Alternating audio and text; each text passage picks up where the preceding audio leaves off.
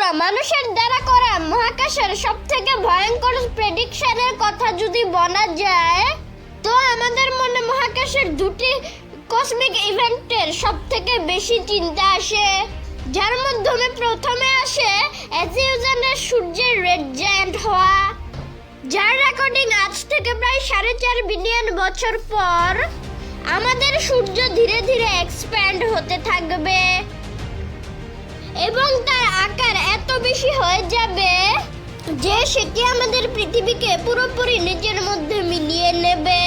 এবং এরপরে দ্বিতীয় সবথেকে ভয়ঙ্কর প্রেডিকশন হলো অ্যান্ড্রোমেডা এবং মিল্কি ওয়ের কলিশন।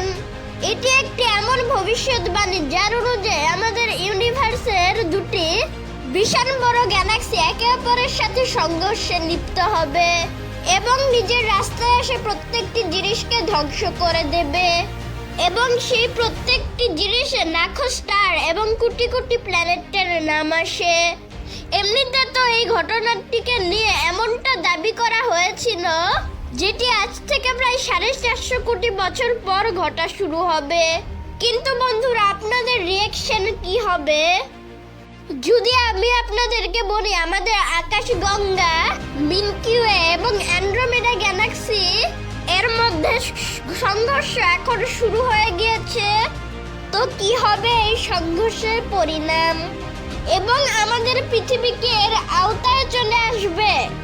আজকের এই ভিডিওতে আমরা এই বিষয়েই জানবো। তো বন্ধুরা, চলুন শুরু করা যাক আজকের এই এপিসোডটি। বন্ধুরা, 2012-তে যেখানে এই গুজবটি পুরো দুনিয়াতে ছড়িয়েছিল যে 21 ডিসেম্বর 2012 তারিখে দুনিয়া ধ্বংস হয়ে যাবে, সেই সময় 2012-তে নাসার বিজ্ঞানীরা তাদের একটি রিসার্চকে পাবলিশ করে, যেখানে তারা এটি দাবি করে যে অ্যান্ড্রোমেডা এবং মিল্কি ওয়ে গ্যালাক্সি একে অপরের দিকে এগিয়ে যাচ্ছে এবং একটি টাইম এমন আসবে যখন এরা দুজন একে অপরের সাথে কলিশন করবে এবং মিলে গিয়ে একটি কম্বাইন্ড গ্যালাক্সির রূপ নেবে। কিন্তু এই পুরো রিসার্চটিকে নিয়ে একটি বড় খবর এটি ছিল যে এই ঘটনাটি আজ থেকে প্রায় 450 কোটি বছরের আগে ঘটার কোনো সম্ভাবনাই ছিল না, যার মানে দ্বারা এই ঘটনাটির থেকে আমাদের মানব সভ্যতা পুরোপুরিভাবে সুরক্ষিত আছে এমনটি বলা হচ্ছিল, কারণ ততদিন পর্যন্ত আমাদের সভ্যতা জীবিত থাকবে এর সম্ভাবনা পুরোপুরি নায়ের বরাবর আছে।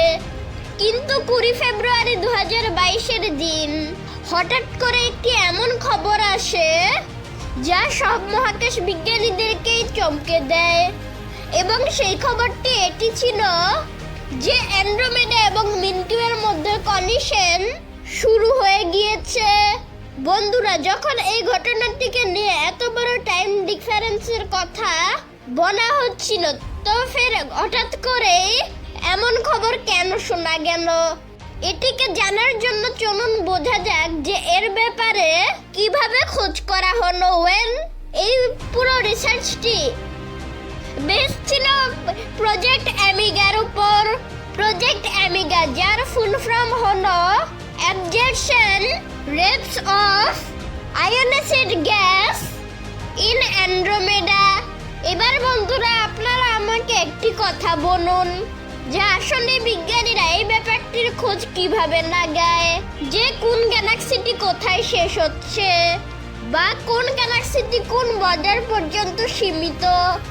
তো এই প্রশ্নটির সোজা উত্তর এটি হলো যে কোনো গ্যালাক্সির হ্যালো ডিটেক্ট করে এটির খোঁজ করা হয়। হ্যালো আর কিছু নয়, বরং একটি গ্যালাক্সির আউটার মোস্ট পার্ট হয়ে থাকে যাতে গ্যাসের মোটা লেয়ার মজুদ থাকে এবং সেই মোটা লেয়ারে মজুদ সকল তারাকে আপনি হ্যালো বলতে পারেন।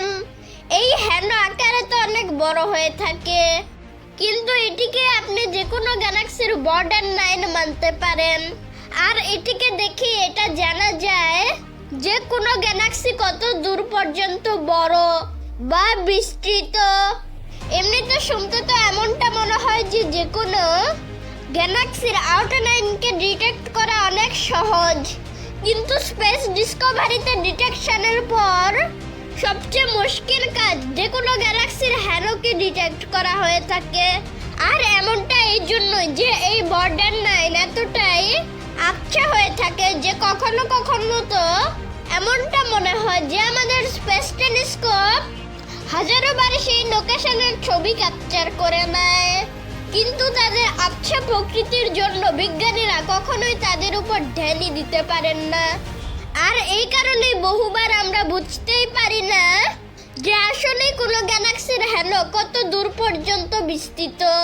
এবার পুরানো স্টাডির অনুযায়ী প্রথমে আমরা অ্যান্ড্রোমেডা গ্যালাক্সির হ্যালোকে অন্য জায়গায় জানতাম, কিন্তু হাবেল স্পেস টেলিস্কোপের সাহায্যে প্রজেক্ট অ্যামিগার উপর যখন কিছু সার্টেন ওয়েটল্যান্ডকে স্টাডি করা হয় তো তখন এমন জানা যায় যে আমাদের সকল ধারণা তো ভুল ছিল, কারণ যেটিকে আমরা বেসিক্যালি অ্যান্ড্রোমেডা গ্যালাক্সির হ্যালো ভাবছিলাম, অ্যান্ড্রোমেডা তো তার থেকেও বহু আগে পর্যন্ত বিস্তৃত ছিল।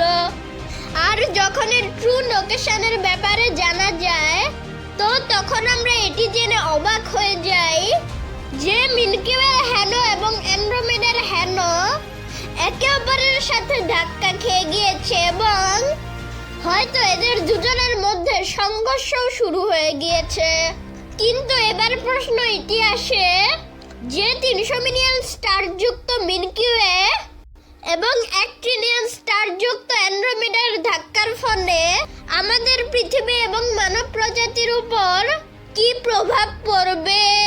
ওয়েল বন্ধুরা, টেকনিক্যালি তো এদের দুজনের কলিশনের ফলে আউটার মোস্ট লেয়ারের রিজিয়নে তো লাখো স্টার ধ্বংস হয়ে যাবে এবং লাখো নতুন স্টারস তৈরি হবে। না জানে কত সোলার সিস্টেম থাকবেই না, কারণ ধাক্কা লাগার পর হওয়া গ্র্যাভিটেশনাল ডিজাস্টারের কারণে বহু সোলার সিস্টেমের জরুরি এলিমেন্ট যেমন প্ল্যানেটস, স্টারস একে অপরের থেকে বহু অ্যাস্ট্রোনমিক্যাল ইউনিটস দূরে চলে যাবে এবং টেকনিক্যালি একটি সোলার সিস্টেম থাকতে পারবে না। এবার লজিক্যালি যদি দেখা যায় তো এর ফলে বহু বিপর্যয় ছড়াবে, কিন্তু স্পেসিফিক্যালি যদি আমরা আমাদের সৌরমণ্ডল এবং পৃথিবী এর কথা বলি তো আগে আসা কিছু অ্যাটলিস্ট বছর পর্যন্ত তো আমরা এর কোনো প্রভাবই দেখতে পারবো না। কারণ কথা বলা যায় যদি কলিশনের, কারণ নো ডাউট সেটি তো শুরু হয়ে গিয়েছে, কিন্তু তবুও এই দুটি গ্যালাক্সিকে অনেক ভেতর পর্যন্ত ঢোকার জন্য এবং প্রপার মানজাব বিল্ড করার জন্য এখন কমসে কম 2.5 বিলিয়ন ইয়ার্স সময় লাগবে।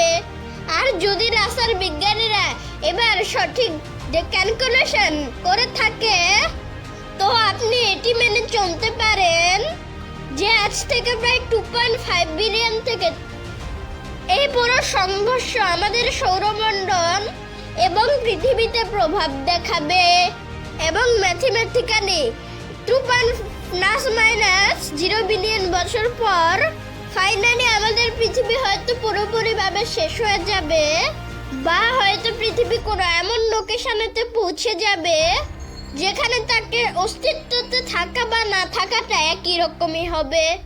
যদিও এই কথাটির 100% পসিবিলিটি আছে যে সেই সময়টিকে দেখার জন্য আমরা মানুষেরা পৃথিবীতে জীবিত থাকবো না, কিন্তু মাত্র 10 বছরের অন্তরালে নাসা মাত্র 2 বিলিয়ন বছর এর সময় কম করে দিয়েছে।